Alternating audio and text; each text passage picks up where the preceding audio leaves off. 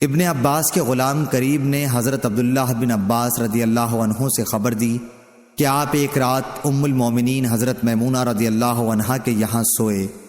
ام المومنین رضی اللہ عنہا آپ کی خالہ تھیں۔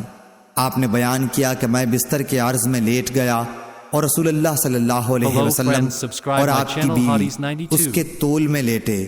پھر رسول اللہ صلی اللہ علیہ وسلم سو گئے حتیٰ کہ آدھی رات ہوئی یا اس سے تھوڑی دیر پہلے یا بعد، تو آپ صلی اللہ علیہ وسلم بیدار ہو کر بیٹھ گئے اور چہرے پر نیند کے خمار کو اپنے دونوں ہاتھوں سے دور کرنے لگے۔ پھر سورہ آل عمران کے آخر کی 10 آیتیں پڑھیں۔ اس کے بعد آپ پانی کی مشک کے پاس گئے جو لٹک رہی تھی۔ اس سے آپ صلی اللہ علیہ وسلم نے اچھی طرح وضو کیا، پھر کھڑے ہو کر نماز شروع کی۔ حضرت عبداللہ بن عباس رضی اللہ عنہ نے کہا کہ میں بھی اٹھا اور جس طرح حضرت صلی اللہ علیہ وسلم نے کیا تھا میں نے بھی کیا، اور پھر جا کر آپ کے پہلو میں کھڑا ہو گیا تو حضور صلی اللہ علیہ وسلم نے اپنا داہنا ہاتھ میرے سر پر رکھا اور میرے داہنے کان کو پکڑ کر اسے اپنے ہاتھ سے مروڑنے لگے۔ پھر آپ نے 2 رکعت نماز پڑھی، پھر 2 رکعت پڑھی، پھر 2 رکعت پڑھی، پھر 2 رکعت پڑھی، پھر 2 رکعت پڑھی، پھر 2 رکعت پڑھی۔ اس کے بعد 1 رکعت وتر پڑھا اور لیٹ گئے۔ جب مؤذن آیا تو آپ صلی اللہ علیہ وسلم دوبارہ اٹھے اور 2 ہلکی رکعتیں پڑھ کر باہر نماز فجر کے لیے تشریف لے گئے۔ صحیح بخاری حدیث نمبر 1198۔ اعمش نے بیان کیا، ان سے ابراہیم نے، ان سے علقمہ نے اور ان سے عبداللہ بن مسعود رضی اللہ عنہ نے بیان کیا کہ پہلے نبی کریم صلی اللہ علیہ وسلم نماز پڑھتے ہوئے اور ہم سلام کرتے تو آپ اس کا جواب دیتے تھے۔ جب ہم نجاشی کے یہاں سے واپس ہوئے تو ہم نے پہلے کی طرح نماز ہی میں سلام کیا، لیکن اس وقت آپ صلی اللہ علیہ وسلم نے جواب نہیں دیا، بلکہ نماز سے فارغ ہو کر فرمایا کہ نماز میں آدمی کو فرصت کہاں۔ ہم سے محمد بن عبداللہ بن نمیر نے بیان کیا، کہا کہ ہم سے اسحاق بن منصور نے بیان کیا، ان سے حریم بن سفیان نے بیان کیا، ان سے اعمش نے، ان سے ابراہیم نخعی نے، ان سے علقمہ نے اور ان سے عبداللہ بن مسعود رضی اللہ عنہ نے نبی کریم صلی اللہ علیہ وسلم کے حوالے سے پھر ایسی ہی روایت بیان کی۔ صحیح بخاری حدیث نمبر 1199۔ ابو عمرو بن سعد بن ابی ایاز شیبانی نے بتایا کہ مجھ سے زید بن ارقم رضی اللہ عنہ نے بتلایا کہ ہم نبی کریم صلی اللہ علیہ وسلم کے عہد میں نماز پڑھنے میں باتیں کر لیا کرتے تھے۔ کوئی بھی اپنے قریب کی نمازی سے اپنی ضرورت بیان کر دیتا، پھر آیت حافظوا علی الصلاۃ اتری اور ہمیں نماز میں خاموش رہنے کا حکم ہوا۔ صحیح بخاری حدیث نمبر 1200۔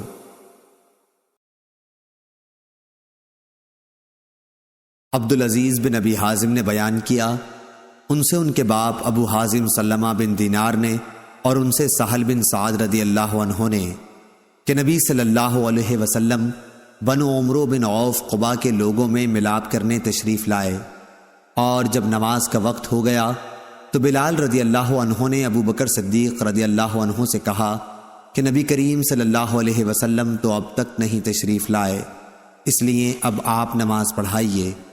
انہوں نے فرمایا، اچھا اگر تمہاری خواہش ہے تو میں پڑھا دیتا ہوں۔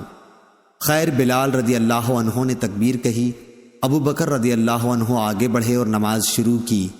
اتنے میں نبی کریم صلی اللہ علیہ وسلم تشریف لے آئے اور آپ صلی اللہ علیہ وسلم صفوں سے گزرتے ہوئے پہلی صف تک پہنچ گئے۔ لوگوں نے ہاتھ پر ہاتھ بجانا شروع کیا۔ سہل نے کہا کہ جانتے ہو تصفیح کیا ہے؟ یعنی تالیاں بجانا۔ اور ابو بکر رضی اللہ عنہ نماز میں کسی طرف بھی دھیان نہیں کیا کرتے تھے، لیکن جب لوگوں نے زیادہ تالیاں بجائیں تو آپ متوجہ ہوئے، کیا دیکھتے ہیں کہ نبی کریم صلی اللہ علیہ وسلم صفوں میں موجود ہیں۔ حضور صلی اللہ علیہ وسلم نے اشارے سے انہیں اپنی جگہ رہنے کے لیے کہا۔ اس پر ابو بکر رضی اللہ عنہ نے ہاتھ اٹھا کر اللہ کا شکر کیا اور الٹے پاؤں پیچھے آ گئے، اور نبی کریم صلی اللہ علیہ وسلم آگے بڑھ گئے، پس نماز پڑھائی۔ صحیح بخاری حدیث نمبر 1201۔ ابو وائل نے بیان کیا، ان سے حضرت عبداللہ بن مسعود رضی اللہ عنہ نے بیان کیا کہ ہم پہلے نماز میں یوں کہا کرتے تھے، فلاں پر سلام اور نام لیتے تھے، اور آپس میں ایک شخص دوسرے کو سلام کر لیتا۔ نبی کریم صلی اللہ علیہ وسلم نے سن کر فرمایا، اس طرح کہا کرو۔ ترجمہ یعنی ساری تحیات، بندگیاں اور کورنشیں اور اچھی باتیں خاص اللہ ہی کے لیے ہیں، اور اے نبی آپ پر سلام ہو، اللہ کی رحمتیں اور اس کی برکتیں نازل ہوں، ہم پر سلام ہو اور اللہ کے سب نیک بندوں پر۔ میں گواہی دیتا ہوں کہ اللہ کے سوا کوئی معبود نہیں، اور گواہی دیتا ہوں کہ محمد صلی اللہ علیہ وسلم اس کے بندے اور رسول ہیں۔ اگر تم نے یہ پڑھ لیا تو گویا اللہ کے ان تمام صالح بندوں پر سلام پہنچا دیا جو آسمان اور زمین میں ہیں۔ صحیح بخاری حدیث نمبر 1202۔ زہری نے بیان کیا، ان سے ابو سلمہ نے اور ان سے ابو ہریرہ رضی اللہ عنہ نے کہ نبی کریم صلی اللہ علیہ وسلم نے فرمایا، نماز میں اگر کوئی بات پیش آ جائے تو مردوں کو سبحان اللہ کہنا اور عورتوں کو ہاتھ پر ہاتھ مار کر یعنی تالی بجا کر امام کو اطلاع دینی چاہیے۔ صحیح بخاری حدیث نمبر 1203۔ یحییٰ بلخی نے بیان کیا، کہا کہ ہم کو وکیع نے خبر دی، انہیں سفیان ثوری نے، انہیں ابو حازم سلمہ بن دینار نے اور انہیں سہل بن سعد رضی اللہ عنہ نے کہ نبی کریم صلی اللہ علیہ وسلم نے فرمایا، سبحان اللہ کہنا مردوں کے لیے ہے اور عورتوں کے لیے تالی بجانا۔ صحیح بخاری حدیث نمبر 1204۔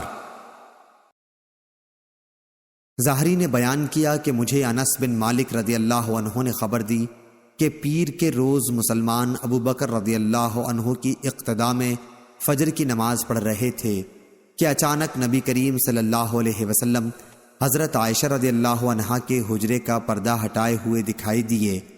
آپ صلی اللہ علیہ وسلم نے دیکھا کہ صحابہ رضی اللہ عنہم صف باندھے کھڑے ہوئے ہیں۔ یہ دیکھ کر آپ صلی اللہ علیہ وسلم کھل کر مسکرا دیے۔ ابو بکر رضی اللہ عنہ الٹے پاؤں پیچھے ہٹے۔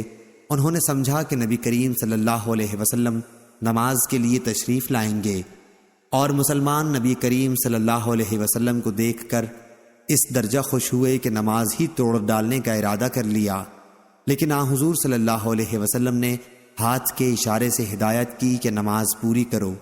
پھر آپ صلی اللہ علیہ وسلم نے پردہ ڈال دیا اور حجرے میں تشریف لے گئے۔ پھر اس دن آپ نے انتقال فرمایا صلی اللہ علیہ وسلم۔ صحیح بخاری حدیث نمبر 1205۔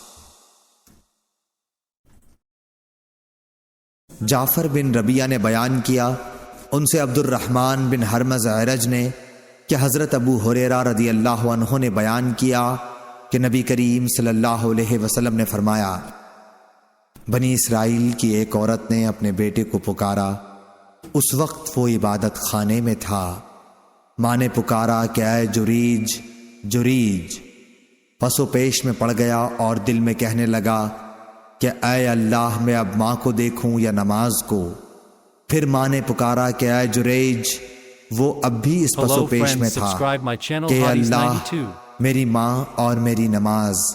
ماں نے پھر پکارا اے جریج، وہ اب بھی یہی سوچے جا رہا تھا، اے اللہ، میری ماں اور میری نماز۔ آخر ماں نے تنگ ہو کر بد دعا کی، اے اللہ، جریج کو موت نہ آئے جب تک وہ فاحشہ عورت کا چہرہ نہ دیکھ لے۔ جریج کی عبادت گاہ کے قریب ایک چرانے والی آیا کرتی تھی جو بکریاں چراتی تھی۔ اتفاق سے اس کے بچہ پیدا ہوا۔ لوگوں نے پوچھا کہ یہ کس کا بچہ ہے؟ اس نے کہا کہ جریج کا ہے، وہ ایک مرتبہ اپنی عبادت گاہ سے نکل کر میرے پاس رہا تھا۔ جریج نے پوچھا کہ وہ عورت کون ہے جس نے مجھ پر تہمت لگائی ہے کہ اس کا بچہ مجھ سے ہے؟ عورت بچے کو لے آئی تو انہوں نے بچے سے پوچھا کہ بچے، تمہارا باپ کون؟ بچہ بول پڑا کہ ایک بکری چرانے والا گڈریا میرا باپ ہے۔ صحیح بخاری حدیث نمبر 1206۔ ابو سلمہ نے کہا کہ مجھ سے معیقب بن ابی طلحہ صحابی رضی اللہ عنہ نے بیان کیا کہ رسول اللہ صلی اللہ علیہ وسلم نے ایک شخص سے جو ہر مرتبہ سجدہ کرتے ہوئے کنکریاں برابر کرتا تھا۔ فرمایا اگر ایسا کرنا ہے تو صرف ایک ہی بار کر۔ صحیح بخاری حدیث نمبر 1207۔ غالب بن قطان نے بیان کیا، ان سے بکر بن عبداللہ مزنی نے اور ان سے انس بن مالک رضی اللہ عنہ نے کہ ہم سخت گرمیوں میں جب نبی کریم صلی اللہ علیہ وسلم کے ساتھ نماز پڑھتے اور چہرے کو زمین پر پوری طرح رکھنا مشکل ہو جاتا تو اپنا کپڑا بچھا کر اس پر سجدہ کیا کرتے تھے۔ صحیح بخاری حدیث نمبر 1208۔ یار آواز تیز ہو رہی، تھوڑی کم۔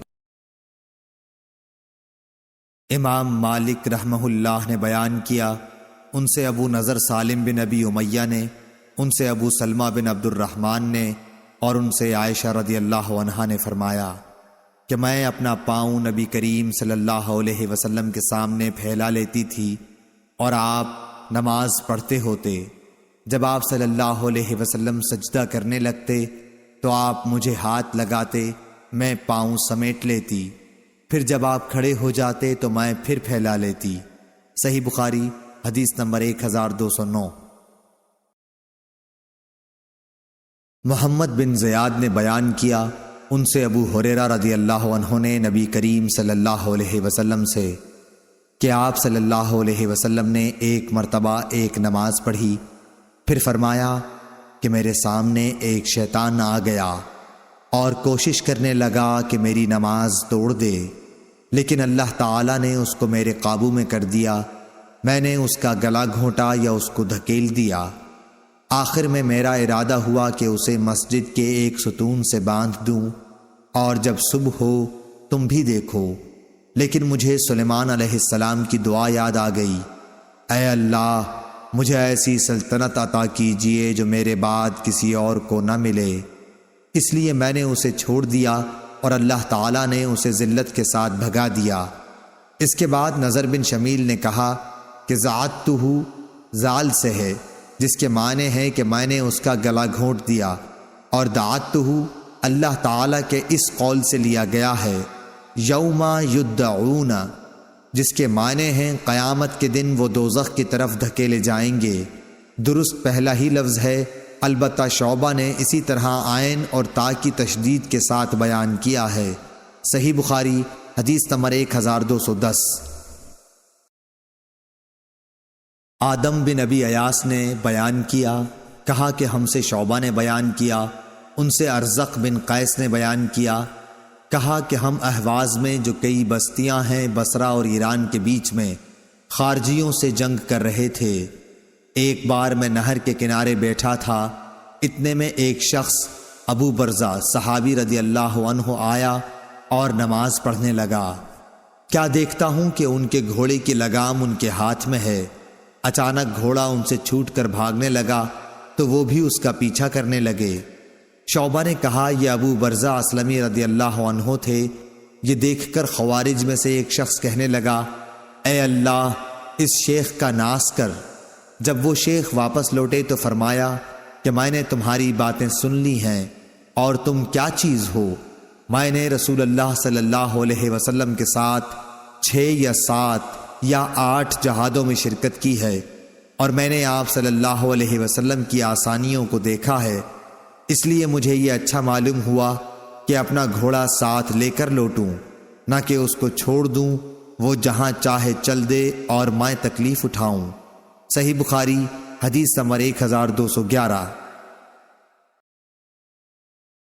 یونس نے خبر دی، انہیں ظاہری نے، ان سے عروہ نے بیان کیا کہ حضرت عائشہ رضی اللہ عنہا نے بتلایا کہ جب سورج گرہن لگا تو نبی کریم صلی اللہ علیہ وسلم نماز کے لیے کھڑے ہوئے اور ایک لمبی سورت پڑھی، پھر رکوع کیا اور بہت لمبا رکوع کیا، پھر سر اٹھایا، اس کے بعد دوسری سورت شروع کر دی، پھر رکوع کیا اور رکوع پورا کر کے اس رکعت کو ختم کیا اور سجدے میں گئے، پھر دوسری رکعت میں بھی آپ صلی اللہ علیہ وسلم نے اسی طرح کیا۔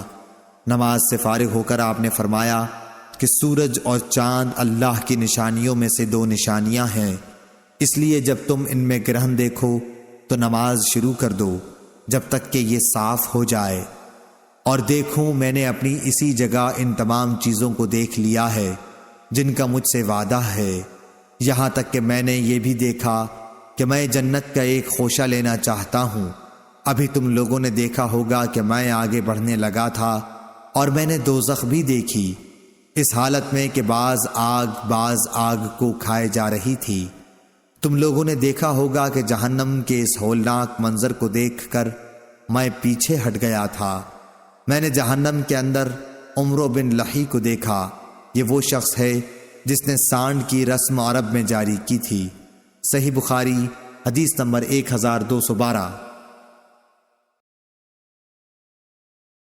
حماد بن زید نے بیان کیا، ان سے ایوب سختیانی نے، ان سے نافع نے، ان سے حضرت عبداللہ بن عمر رضی اللہ عنہ نے کہ نبی کریم صلی اللہ علیہ وسلم نے ایک دفعہ مسجد میں قبلے کی طرف رینٹ دیکھی۔ آپ صلی اللہ علیہ وسلم مسجد میں موجود لوگوں پر بہت ناراض ہوئے اور فرمایا کہ اللہ تعالیٰ تمہارے سامنے ہے، اس لیے نماز میں تھوکا نہ کرو، یا یہ فرمایا کہ رینٹ نہ نکالا کرو۔ پھر آپ اترے، خود ہی اپنے ہاتھ سے اسے کھرچ ڈالا۔ ابن عمر رضی اللہ عنہ نے کہا کہ جب کسی کو تھوکنا ہی ضروری ہو تو اپنی بائیں طرف تھوک لے۔ صحیح بخاری حدیث نمبر 1213۔ قتادہ انس بن مالک رضی اللہ عنہ سے روایت کرتے تھے کہ نبی کریم صلی اللہ علیہ وسلم نے فرمایا کہ جب تم میں سے کوئی نماز میں ہو تو وہ اپنے رب سے سرگوشی کرتا ہے، اس لیے اس کو سامنے نہ تھوکنا چاہیے اور نہ دائیں طرف، البتہ بائیں طرف اپنے قدم کے نیچے تھوک لے۔ صحیح بخاری حدیث نمبر 1214۔ سہل بن سعد رضی اللہ عنہ نے بتلایا کہ لوگ نبی کریم صلی اللہ علیہ وسلم کے ساتھ نماز اس طرح پڑھتے کہ تہبند چھوٹے ہونے کی وجہ سے انہیں اپنی گردنوں سے باندھے رکھتے، اور عورتوں کو جو مردوں کے پیچھے جماعت میں شریک رہتی تھیں کہہ دیا جاتا کہ جب تک مرد پوری طرح سمٹ کر نہ بیٹھ جائیں تم اپنے سر سجدے سے نہ اٹھانا۔ صحیح بخاری حدیث نمبر 1215۔ ابن فضیل نے بیان کیا، ان سے عامش نے، ان سے ابراہیم نے، ان سے علقمہ نے اور ان سے عبداللہ بن مسعود رضی اللہ عنہ نے کہا کہ ابتداء اسلام میں نبی کریم صلی اللہ علیہ وسلم جب نماز میں ہوتے تو میں آپ کو سلام کرتا تو آپ صلی اللہ علیہ وسلم جواب دیتے تھے، مگر جب ہم حبشہ سے جہاں ہجرت کی تھی واپس آئے تو میں نے پہلے کی طرح نماز میں سلام کیا، مگر آپ صلی اللہ علیہ وسلم نے کوئی جواب نہیں دیا، کیونکہ اب نماز میں بات چیت وغیرہ کی ممانعت نازل ہو گئی تھی، اور فرمایا نماز میں اس سے مشغولیت ہوتی ہے۔ صحیح بخاری حدیث نمبر 1216۔ کثیر بن شنظیر نے بیان کیا، ان سے عطا بن ابی رباح نے، ان سے جابر رضی اللہ عنہ نے کہ رسول اللہ صلی اللہ علیہ وسلم نے مجھے اپنی ایک ضرورت کے لیے غزوہ بنی مطلق میں بھیجا، میں جا کر واپس آیا، میں نے کام پورا کر دیا تھا، پھر میں نے نبی کریم صلی اللہ علیہ وسلم کی خدمت میں حاضر ہو کر آپ کو سلام کیا، لیکن آپ نے کوئی جواب نہیں دیا۔ میرے دل میں اللہ جانے کیا بات آئی اور میں نے اپنے دل میں کہا کہ شاید رسول اللہ صلی اللہ علیہ وسلم مجھ پر اس لیے خفا ہیں کہ میں دیر سے آیا ہوں۔ میں نے پھر دوبارہ سلام کیا اور جب اس مرتبہ بھی آپ نے کوئی جواب نہ دیا تو اب میرے دل میں پہلے سے بھی زیادہ خیال آیا۔ پھر میں نے تیسری مرتبہ سلام کیا اور اب آپ صلی اللہ علیہ وسلم نے جواب دیا اور فرمایا کہ پہلے جو 2 بار میں نے جواب نہ دیا تو اس وجہ سے تھا کہ میں نماز پڑھ رہا تھا، اور آپ صلی اللہ علیہ وسلم اس وقت اپنی اونٹنی پر تھے اور اس کا رخ قبلے کی طرف نہ تھا بلکہ دوسری طرف تھا۔ صحیح بخاری حدیث نمبر 1217۔ عبدالعزیز بن ابی حازم نے بیان کیا، ان سے ابو حام سلمہ بن دینار نے اور ان سے سہل بن سعد رضی اللہ عنہ نے کہ رسول اللہ صلی اللہ علیہ وسلم کو یہ خبر پہنچی کہ قبا کے قبیلہ بنو عمرو بن عوف میں کوئی جھگڑا ہو گیا ہے، اس لیے آپ صلی اللہ علیہ وسلم کئی اصحاب کو ساتھ لے کر ان میں ملاپ کرانے کے لیے تشریف لے گئے۔ وہاں آپ صلی اللہ علیہ وسلم صلح صفائی کے لیے ٹھہر گئے۔ ادھر نماز کا وقت ہو گیا تو بلال رضی اللہ عنہ نے حضرت ابو بکر صدیق رضی اللہ عنہ سے کہا کہ رسول اللہ صلی اللہ علیہ وسلم نہیں آئے اور نماز کا وقت ہو گیا، تو کیا آپ لوگوں کو نماز پڑھائیں گے؟ آپ نے جواب دیا کہ ہاں، اگر تم چاہتے ہو تو پڑھا دوں گا۔ چنانچہ بلال رضی اللہ عنہ نے تکبیر کہی اور ابو بکر نے آگے بڑھ کر نیت باندھ لی۔ اتنے میں رسول اللہ صلی اللہ علیہ وسلم بھی تشریف لے آئے اور صفوں سے گزرتے ہوئے آپ پہلی صف میں آ کھڑے ہوئے۔ لوگوں نے ہاتھ پر ہاتھ مارنے شروع کر دیے۔ سہل رضی اللہ عنہ نے کہا، تصفیح کے معنی تصفیق کے ہیں۔ آپ نے بیان کیا کہ ابو بکر رضی اللہ عنہ نماز میں کسی طرف متوجہ نہیں ہوتے تھے، لیکن جب لوگوں نے بہت دستکیں دی تو انہوں نے دیکھا کہ رسول اللہ صلی اللہ علیہ وسلم کھڑے ہیں۔ حضور اکرم صلی اللہ علیہ وسلم نے اشارے سے ابو بکر کو نماز پڑھانے کے لیے کہا۔ اس پر ابو بکر رضی اللہ عنہ نے ہاتھ اٹھا کر اللہ تعالیٰ کا شکر ادا کیا اور پھر الٹے پاؤں پیچھے کی طرف چلے آئے اور صف میں کھڑے ہو گئے، اور رسول اللہ صلی اللہ علیہ وسلم نے آگے بڑھ کر نماز پڑھائی۔ نماز سے فارغ ہو کر آپ صلی اللہ علیہ وسلم لوگوں کی طرف متوجہ ہوئے اور فرمایا کہ لوگوں، یہ کیا بات ہے کہ جب نماز میں کوئی بات پیش آتی ہے تو تم تالیاں بجانے لگتے ہو؟ یہ مسئلہ تو عورتوں کے لیے ہے۔ تمہیں اگر نماز میں کوئی حادثہ پیش آئے تو سبحان اللہ کہا کرو۔ اس کے بعد آپ صلی اللہ علیہ وسلم ابو بکر رضی اللہ عنہ کی طرف متوجہ ہوئے اور فرمایا کہ ابو بکر، میرے کہنے کے باوجود تم نے نماز کیوں نہیں پڑھائی؟ ابو بکر رضی اللہ عنہ نے عرض کیا کہ ابو قحافہ کے بیٹے کو زیب نہیں دیتا کہ رسول اللہ صلی اللہ علیہ وسلم کی موجودگی میں نماز پڑھائے۔ صحیح بخاری حدیث نمبر 1218۔ حماد بن زید نے بیان کیا، ان سے ایوب سختیانی نے، ان سے محمد بن سیرین نے اور ان سے ابو ہریرہ رضی اللہ عنہ نے کہ نماز میں کمر پر ہاتھ رکھنے سے منع کیا گیا تھا۔ ہشام اور ابو ہلال محمد بن سلیم نے ابن سیرین سے اس حدیث کو روایت کیا، ان سے ابو ہریرہ رضی اللہ عنہ نے اور ان سے نبی کریم صلی اللہ علیہ وسلم نے۔ صحیح بخاری حدیث نمبر 1219۔ یحییٰ بن سعید قطان نے بیان کیا، ان سے ہشام بن حسان فردوسی نے بیان کیا، ان سے محمد بن سیرین نے بیان کیا اور ان سے ابو ہریرہ رضی اللہ عنہ نے کیا حضرت صلی اللہ علیہ وسلم نے کمر پر ہاتھ رکھ کر نماز پڑھنے سے منع فرمایا۔ صحیح بخاری حدیث نمبر 1220۔ روح بن عبادہ نے کہا کہ ہم سے عمر نے جو سعید کے بیٹے ہیں، انہوں نے کہا کہ مجھے ابن ابی ملیکہ نے خبر دی عقبہ بن حارث رضی اللہ عنہ سے، انہوں نے کہا کہ میں نے نبی کریم صلی اللہ علیہ وسلم کے ساتھ عصر کی نماز پڑھی۔ آپ صلی اللہ علیہ وسلم سلام پھیرتے ہی بڑی تیزی سے اٹھے اور اپنی ایک بیوی کے حجرے میں تشریف لے گئے، پھر باہر تشریف لائے۔ آپ صلی اللہ علیہ وسلم نے اپنی جلدی پر اس تعجب و حیرت کو محسوس کیا جو صحابہ کے چہروں سے ظاہر ہو رہا تھا، اس لیے آپ صلی اللہ علیہ وسلم نے فرمایا کہ نماز میں مجھے سونے کا ڈلا یاد آ گیا جو ہمارے پاس تقسیم سے باقی رہ گیا تھا۔ مجھے برا معلوم ہوا کہ ہمارے پاس وہ شام تک یا رات تک رہ جائے، اس لیے میں نے اسے تقسیم کرنے کا حکم دے دیا۔ صحیح بخاری حدیث نمبر 1221۔